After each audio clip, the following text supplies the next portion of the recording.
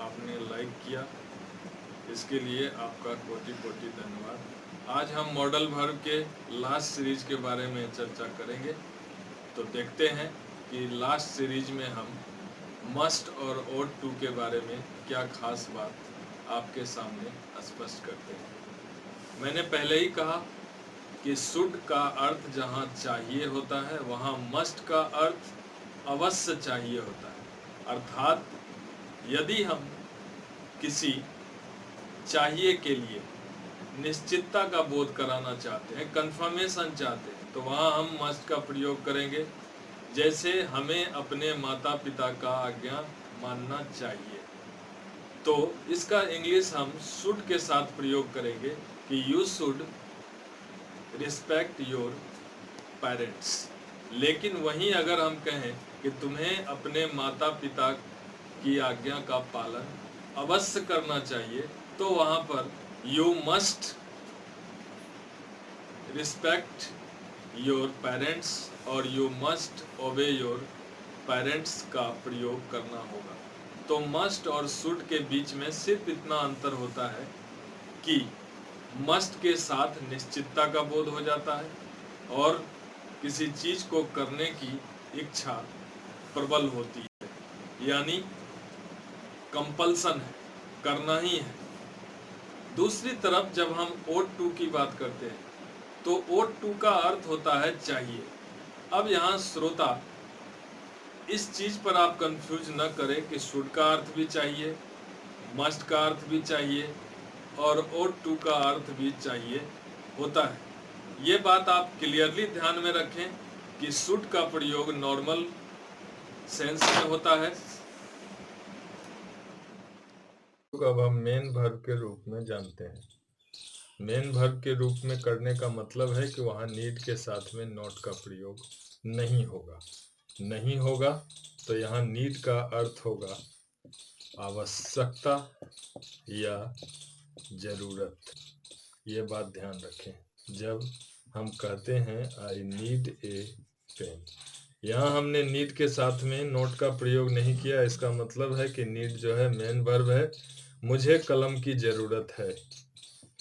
He need a car, उसे car की आवश्यकता है या कार की जरूरत है। यहाँ पर नीड का प्रयोग हमने मेन वर्ब के रूप में किया है।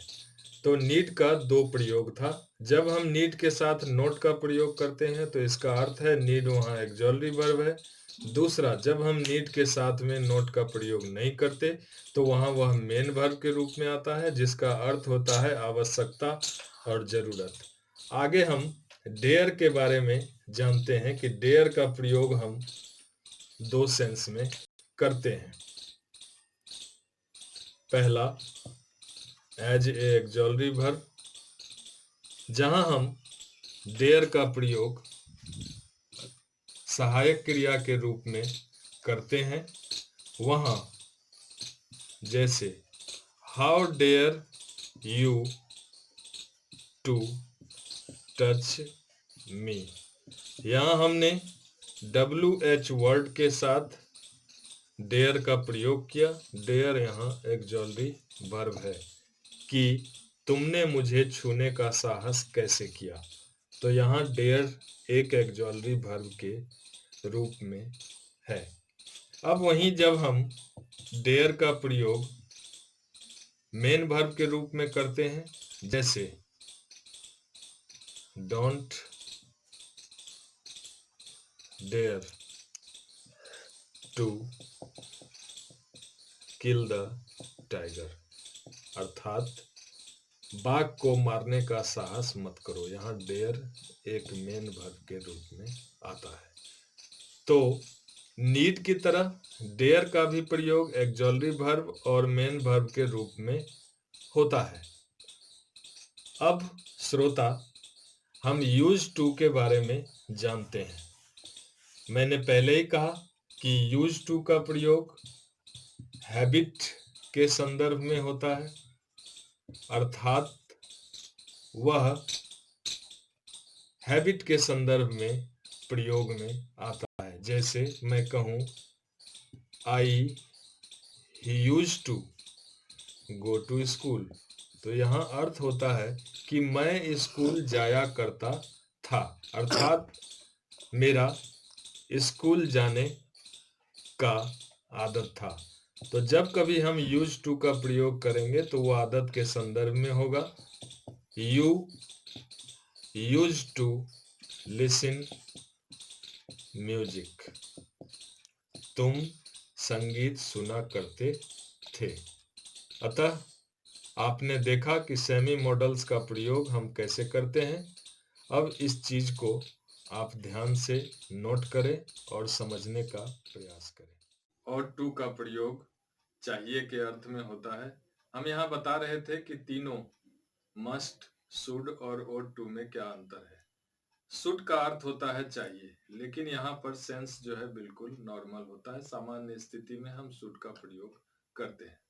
वहीं मस्ट का प्रयोग अवश्य चाहिए के अर्थ में होता है। जहां वाहिनी वाक्यों में यदि अवश्य लगा है और साथ में चाहिए है तो मस्ट का प्रयोग होगा।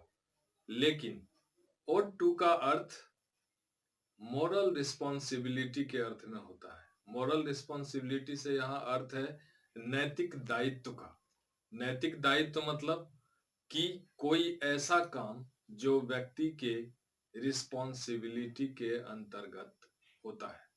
यदि हम ग्रामर की ओर ध्यान दें तो ग्रामर में ऐसा है कि जिस दायित्व का बोध संविधान के मौलिक कर्तव्यों में कराया गया है, वहां हम ought टू का प्रयोग करते हैं। जैसे हमें जंगलों को नहीं काटना चाहिए, हमें तिरंगे झंडे का सम्मान करना चाहिए, हमें अपने शहीदों का सम्मान करना चाहिए। तो ये सारे हमारे मौलिक दायित्व के अंतर्गत आते हैं। तो यहाँ हम ought टू का प्रयोग ही करेंगे। दूसरी बात कि ought टू का प्रयोग हम वहां करते हैं जहां पर सब्जेक्ट के बाद खाली स्थान हो और खाली स्थान के बाद टू का प्रयोग हो और उसके बाद मॉडल वर्ब का प्रयोग करने के लिए दिया गया हो, तो वहां पर निश्चित रूप से सिर्फ ought का प्रयोग होगा, क्योंकि और किसी मॉडल वर्ब के साथ टू का प्रयोग नहीं होता है।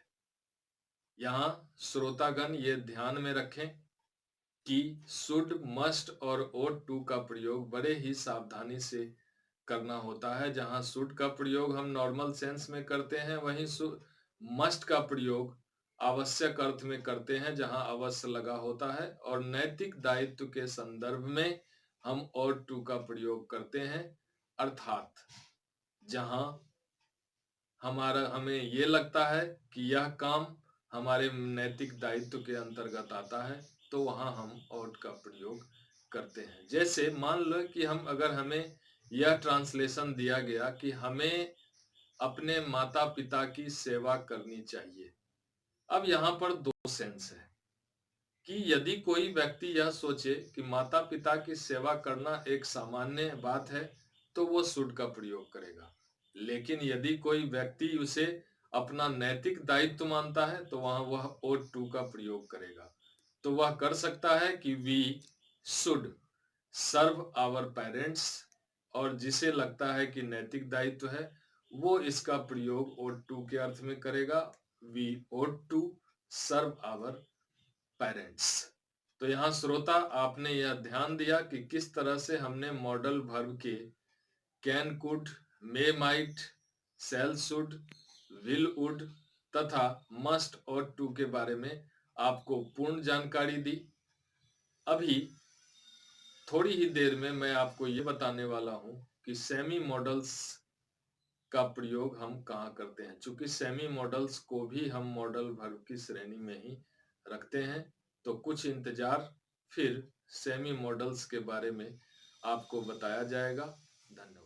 मैं आपको सेमी मॉडल्स के बारे में बताने जा रहा हूँ। सेमी मॉडल्स मॉडल वर्ब का ही एक भाग है। पहले इसके